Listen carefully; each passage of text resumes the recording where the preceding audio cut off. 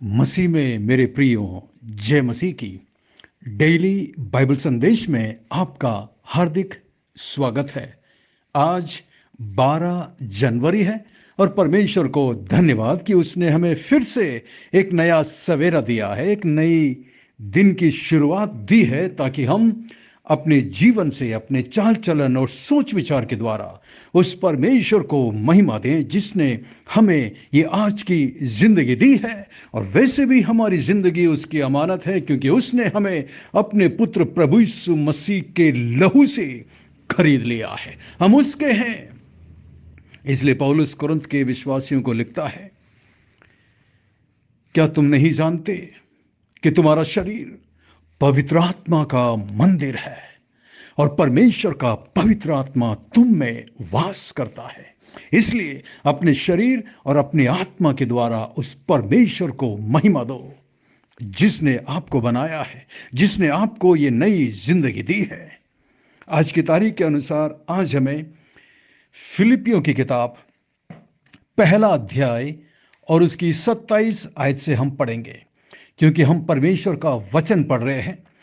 यहाँ पर मैं अपने मन की बात करने नहीं आता हूँ, बल्कि परमेश्वर के वचन को जैसा पवित्र आत्मा हमें सिखाना चाहता है वैसा मैं आपके सामने रखना चाहता हूँ। इसलिए यदि आपके पास अपनी बाइबल हो तो कृपया अपनी बाइबल में से भी जरूर देखिएगा और मेरे साथ पढ़िएगा। यहाँ पर पौलुस कहते हैं, केवल इतना करो, 27 आयत में, केवल इतना करो कि तुम्हारा चाल चलन मसीह के सुसमाचार के योग्य हो। पौलुस ने इतनी सारी बातें उन्हें बोली, समझाई, सिखाई। अंत में पौलुस कंक्लूड कर रहा है, वो कह रहा है बस इतना सा करो, बस और ज़्यादा कुछ करने की ज़रूरत नहीं है। आपको बड़े बड़े डिग्री की आवश्यकता नहीं है स्वर्ग जाने के लिए। आपको बहुत बड़े बड़े प्रॉपर्टी और बिल्डिंग और जमीन जायदाद और बहुत बड़ी मिनिस्ट्री होने की आवश्यकता नहीं है स्वर्ग जाने के लिए। आपको बहुत बड़ा भविष्यद्वक्ता या बहुत बड़ा प्रचारक या बहुत बड़े चंगा करने वाले होने की आवश्यकता नहीं है स्वर्ग जाने के लिए। आपको केवल इतना करना है, बस। कोई बहुत बड़ी बात नहीं कह रहा है पौलुस, केवल इतना सा करो। कितना सा? वो कहता है कि तुम्हारा चाल चलन, चाल चलन का मतलब है प्रतिदिन का जीवन। जो समय आप अपने घर में अपने परिवार के साथ बिताते हैं, जो समय आप अपने दोस्तों के साथ बिताते हैं, जो समय आप अपने काम पर, अपनी ड्यूटी पर अपने मित्रों के साथ बिताते हैं, तुम्हारा चाल चलन, तुम्हारा स्वभाव, तुम्हारी बातचीत, तुम्हारा व्यवहार सुसमाचार के योग्य हो, मसीह के सुसमाचार के योग्य। यीशु मसीह का सुसमाचार क्या है? सुसमाचार यह है कि परमेश्वर आपसे प्यार करता है और वो आपको आपके पाप से बचाने के लिए उसने अपने पुत्र प्रभु यीशु मसीह को आपके लिए दे दिया। और प्रभु यीशु मसीह ने क्रूस पर आपके लिए अपना जीवन बलिदान कर दिया, अपने शरीर का एक एक बूंद खून आपके लिए बहा दिया, ताकि आपको पाप की क्षमा मिले, आप नरक में ना जाए, आप स्वर्ग में जा सके। यह है सुसमाचार आपके लिए। प्रभु ने आपको आपके पापों से बचाने के लिए अपनी जान दे दी, अपना लहू बहाया। यह है सुसमाचार। यदि उसने आपको पापों से मुक्ति देने के लिए, पाप के स्वभाव से छुड़ाने के लिए अपनी जान दे दी, तो क्या अब आपको फिर से पाप में जीवन जीना चाहिए? सोचिए जरा। इसीलिए पौलुस कहता है कि तुम्हारा जीवन, तुम्हारा चाल चलन, आपका आचरण मसीह के सुसमाचार के योग्य हो। बस इतना करो कि अपना चाल चलन उस सुसमाचार के योग्य बनाए रखो, क्योंकि सुसमाचार के द्वारा ही दूसरे लोग उद्धार पाते हैं। यदि आपका जीवन, आपका चाल चलन पाप से भरा हुआ होगा, तो कैसे हम दूसरों को सुसमाचार दे सकते हैं? लोग हम पर हंसेंगे, हमें ठट्ठों में उड़ाएंगे, मसीह के नाम की बदनामी होगी, मसीह के सुसमाचार को लोग ठट्ठे में उड़ाएंगे। प्रियो, हम मसीह के सुसमाचार को ठट्ठों में उड़ाने का कारण ना बने, क्योंकि लोग हमें देखते हैं। लोग जब हमारे शुभ संदेश को सुनते हैं, वचन को सुनते हैं, तो लोग हमारे वचन को और हमारे चाल चलन को कंपेयर करते हैं, तुलना करते हैं और देखते हैं कि इनकी कथनी और इनकी करनी एक समान है या नहीं। ये सबसे महत्वपूर्ण है। इसीलिए पौलुस कहता है कि केवल इतना करो, 27 आयत में, केवल इतना करो कि तुम्हारा चाल चलन मसीह के सुसमाचार के योग्य हो, कि चाहे मैं आकर तुम्हें देखूं चाहे ना भी आऊं, तुम्हारे विषय में यही सुनूं कि तुम एक ही आत्मा में स्थिर हो, तुम सबके अंदर एक आत्मा हो, मेल मिलाप की आत्मा हो, शांति की आत्मा हो, और एक चित्त होकर सुसमाचार के विश्वास के लिए परिश्रम करते रहो।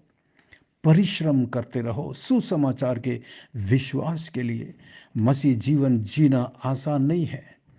आपको इसके लिए मेहनत करनी पड़ेगी, परिश्रम करना पड़ेगा, अपने आप को वश में करना पड़ेगा, अपने शरीर को, अपनी भावनाओं को, अपने विचारों को, अपने आचरण को वश में करना पड़ेगा।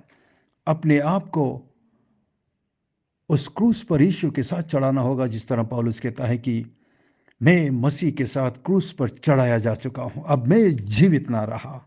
यह है परिश्रम। इसलिए प्रभु यीशु मसीह कहते हैं, जो कोई मेरे पीछे आना चाहे वो अपने आप का इनकार करे, ये परिश्रम है, और अपना क्रूस उठाए, ये परिश्रम है, ताकि आप सुसमाचार के विश्वास को बरकरार रख सके।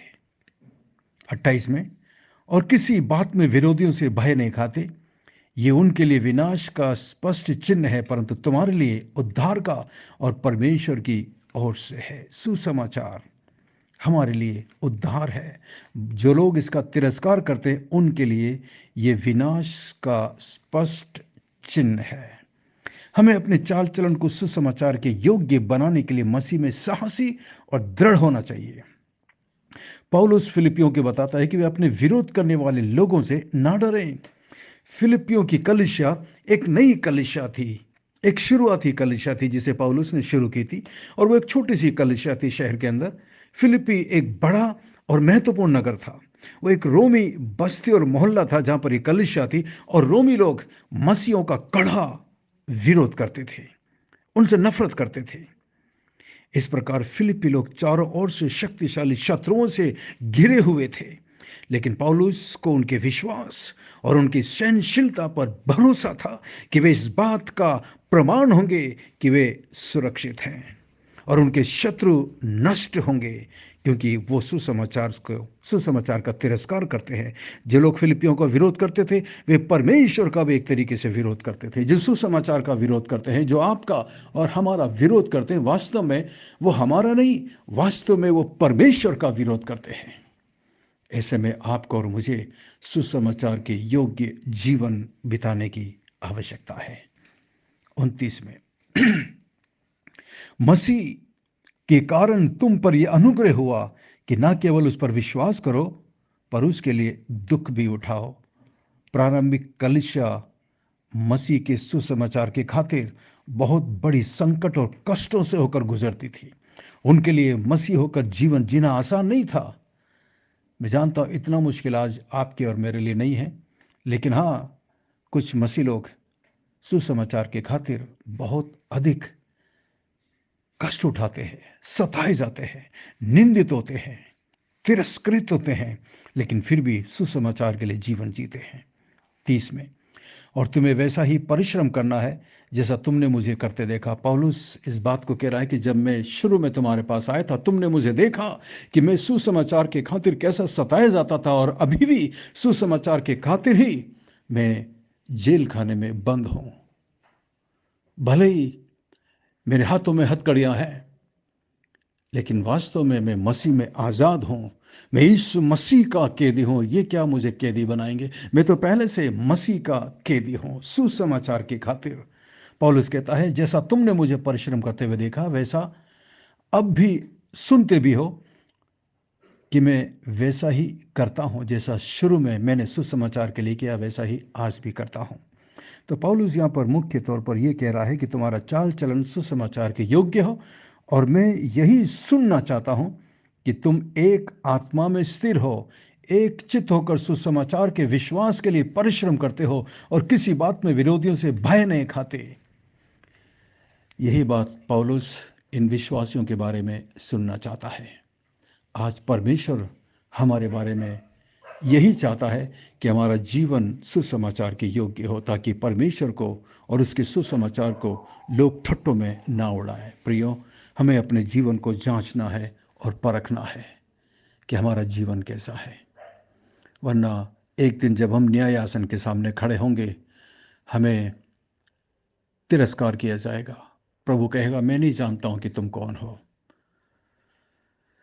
ऐसा दिन हमें ना देखना पड़े, इसलिए आज हम अपने आप को परखें और पवित्र आत्मा यदि हमारे जीवन में किसी पाप को दिखाता है, पश्चाताप करें, इसी वक्त मन फिराए, उससे माफ़ी मांगे।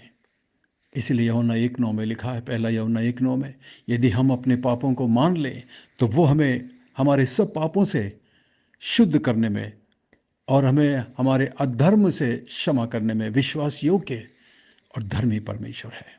परमेश्वर इस वचन के द्वारा आपको आशीषित करे। आइए हम प्रार्थना करें। स्वर्ग में विराजमान जीवित और जिंदा परमेश्वर, अनुग्रहकारी दयालु पिता, धन्यवाद धन्यवाद आज के इस अद्भुत दिन के लिए जो आपने हमें फिर से दिया है।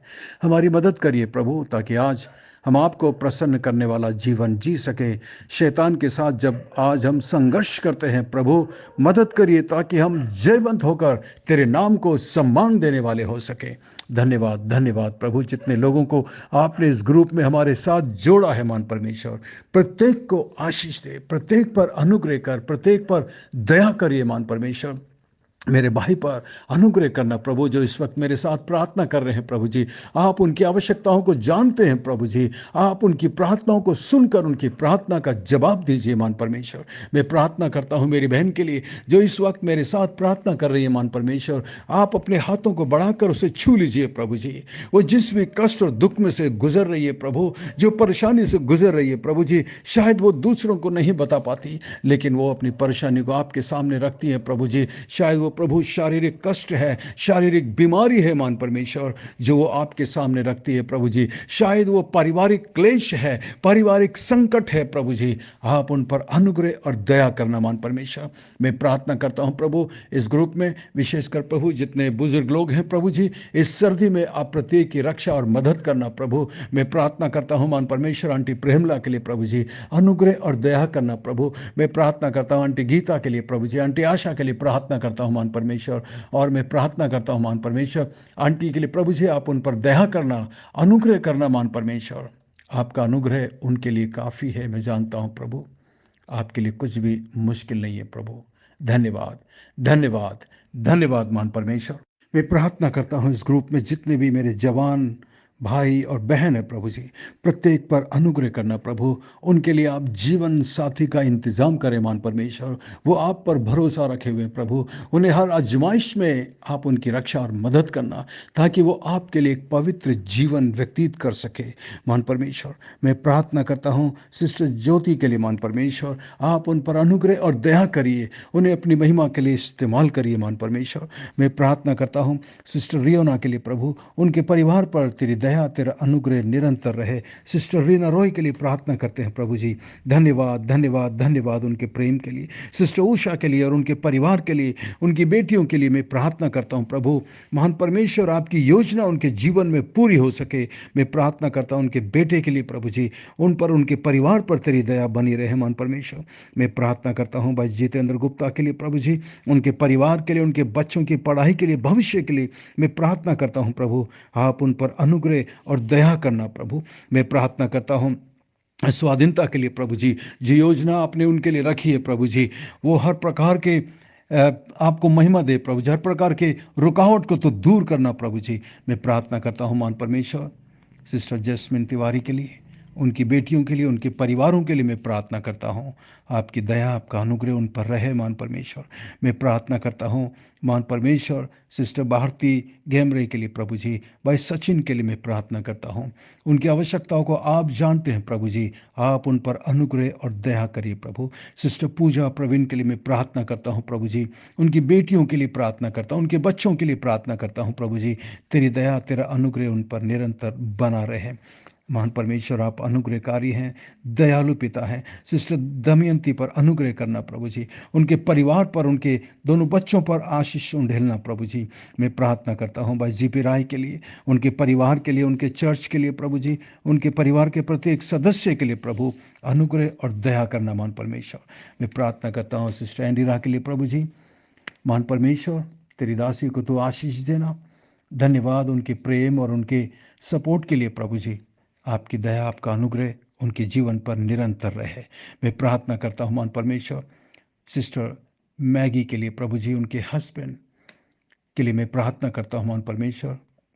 ब्रदर गहरी के लिए, उनके दोनों बच्चों के लिए मैं प्रार्थना करता हूँ। तेरी दया, तेरा अनुग्रह निरंतर उनके जीवन पर रहे प्रभु जी। मैं प्रार्थना करता हूँ सिस्टर सुनीता के लिए, सिस्टर एलिजाबेथ के लिए प्रभु जी, तेरी कृपा, तेरी दया उनके जीवन पर रहे प्रभु। सिस्टर रीतू रानी के लिए मैं प्रार्थना करता हूँ, उनकी माता जी और उनके भाई के लिए मैं प्रार्थना करता हूँ प्रभु जी, जो इलाज उनका चल रहा है पूरे तरीके से वो स्वस्थ और चंगाई को प्राप्त कर सके मान परमेश्वर। मैं प्रार्थना करता हूँ सिस्टर जॉली के लिए, उनके परिवार के लिए, उनके परिवार पर तेरा अनुग्रह रहे। सिस्टर जॉयस के लिए मैं प्रार्थना करता हूँ प्रभु जी, तेरी दासी को तू आशीष देना प्रभु। धन्यवाद, जो अच्छा दिल, अच्छा मन आपने उनको दिया है ताकि वो तेरी सेवकाई को सपोर्ट कर सके। मान परमेश्वर, धन्यवाद धन्यवाद धन्यवाद प्रभु जी। मैं प्रार्थना करता हूँ सिस्टर रैचल के लिए प्रभु जी, उनकी बेटी मैगी के लिए मैं प्रार्थना करता हूँ, उनके हस्बैंड और बच्चे के लिए प्रार्थना करता हूँ। उन पर तेरी दया, तेरा अनुग्रह निरंतर बना रहे मान परमेश्वर। प्रार्थना करते हैं सिस्टर रोजलिन के लिए प्रभु जी, अनुग्रह कर और दया करना मान परमेश्वर। धन्यवाद धन्यवाद धन्यवाद प्रभु, हमारी विनती प्रार्थना को सुनकर जवाब देने के लिए धन्यवाद। अंत में मैं प्रार्थना करता हूँ इमैनुअल मिनिस्ट्री के लिए राजस्थान कोटा में प्रभु जी। मैं विशेष प्रार्थना करता हूँ डॉक्टर सामुएल थॉमस के लिए, जो जिम्मेदारी आपने उनके कांधों पर दी है, इतनी बड़ी सेवकाई का प्रभु, उसको करने के लिए आप अपने दास को अपनी पवित्र आत्मा की अगुवाई देना प्रभु जी। और मैं प्रार्थना करता हूँ प्रभु, गॉड्स ऑर्फन आर्मी में मेरे जितने भी दोस्त हैं प्रभु, जिन्हें आपने अपनी सेवा के लिए चुना है, जो तेरी सेवा को करते हैं मान परमेश्वर, प्रत्येक पर तेरी दया, तेरा अनुग्रह निरंतर बना रहे। उनके परिवारों के लिए मैं प्रार्थना करता हूँ, शैतान की हर एक आजमाइश में आप उनके साथ रहना, उनकी मदद करना प्रभु। धन्यवाद धन्यवाद धन्यवाद प्रभु, हमारी विनती प्रार्थना को सुनकर जवाब देने के लिए धन्यवाद। सब कुछ यीशु मसीह के मीठे महापवित्र नाम से मांगते हैं, आमीन आमीन। आशा करते हैं आज के संदेश के द्वारा परमेश्वर ने आपके दिलों से बातचीत की है। यदि आप आशीषित हुए हैं तो हमें ज़रूर लिखकर बताइएगा कमेंट्स में।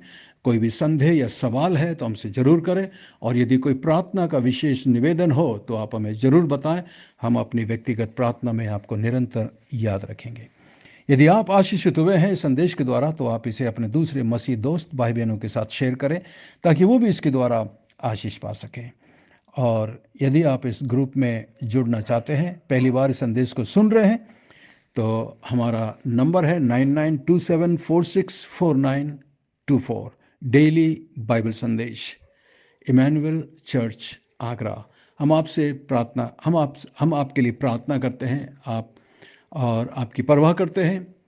हमारे लिए भी निरंतर प्रार्थना करते रहिएगा। अंत में सवाल है, आज की आयत 27 आयत को पढ़कर बताइएगा कि पौलुस फिलिपियों की कलीसिया के लोगों के बारे में क्या सुनने की आशा रखता है।